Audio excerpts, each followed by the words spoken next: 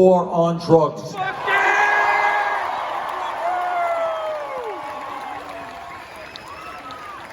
There are some things a president can do through executive order. There are other things you need legislation. Turns out that one of the things you could do with executive order is legalize marijuana in every state in the country.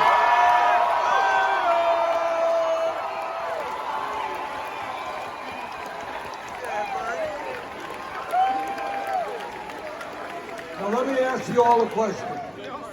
See, when I'm in the South, I get into y'all. Not quite a Vermont colloquialism, but let me ask you a question. How many folks here know somebody who has been arrested for possession of marijuana? This is what the war on drugs has done to this country. And that is why we're going to move forward to expunge the records of those arrested for possession of marijuana.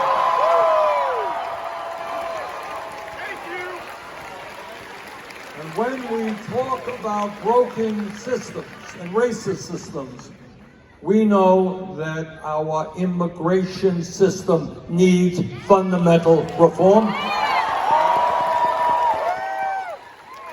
And on a very busy day one, I think it's going to be a long day, we're going to sign an executive order that ends all of Trump's racist immigration executive order.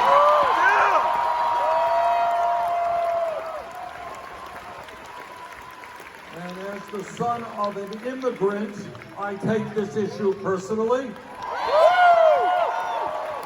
On day one, we will restore the legal status of the 1.8 million young people who are eligible for the DACA program. On day one, we end a border policy which has allowed federal agents to snatch tiny babies from the arms of their mothers. That's not America. And our administration will accomplish what should have been done decades ago, and that is to bring forth bipartisan, comprehensive immigration reform and a path toward citizenship for all the undocumented.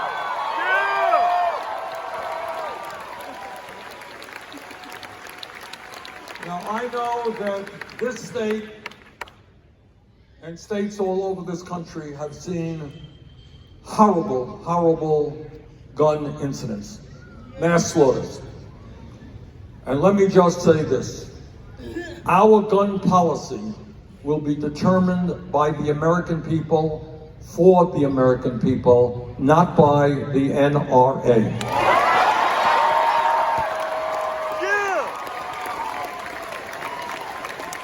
The American people, whether they live in rural states like mine or urban states, whether they are gun owners or non-gun owners, they understand we need universal, expanded background checks. People who have a history of violence, including domestic violence, should not be owning guns. The American people know that we need to end the gun show loophole and the so-called straw man provision. And the American people know today something that I have fought for some 30 years, and that we must end the sale and distribution of assault weapons in this country.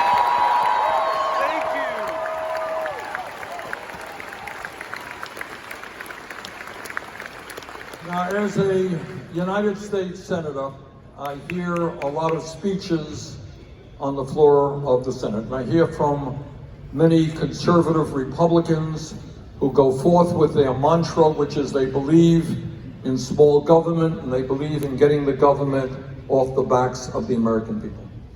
And I say to those hypocrites,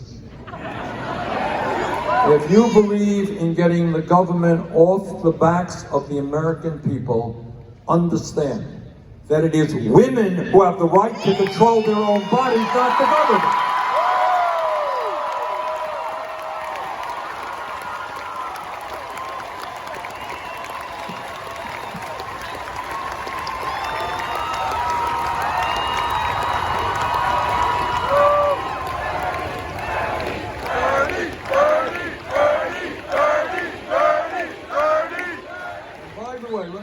to the men who are in the room right now. And that is, guys, the women of this country today are under a severe political attack. Stand with the women.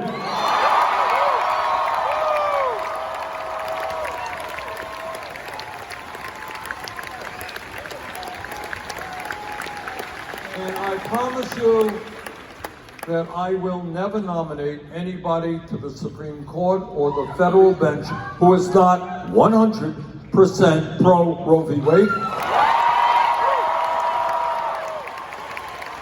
We will move aggressively to codify, put into law Roe v. Wade. Trump and his friends want to cut funding for Planned Parenthood. Bad idea. We are going to significantly increase funding for Planned Parenthood.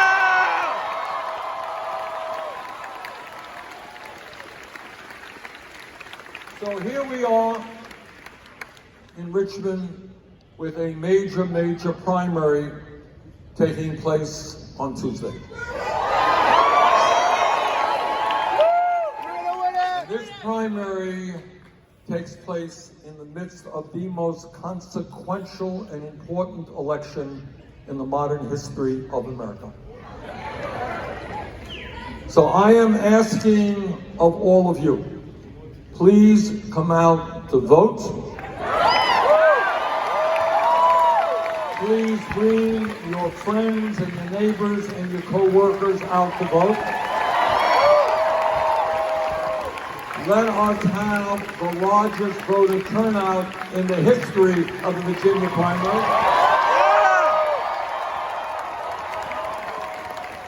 Let us win here in Virginia. Let us win the Democratic nomination. Let us defeat Donald Trump. And let us together create an economy and a government that works for all, not just wealthy campaign contributors. Thank you all very much.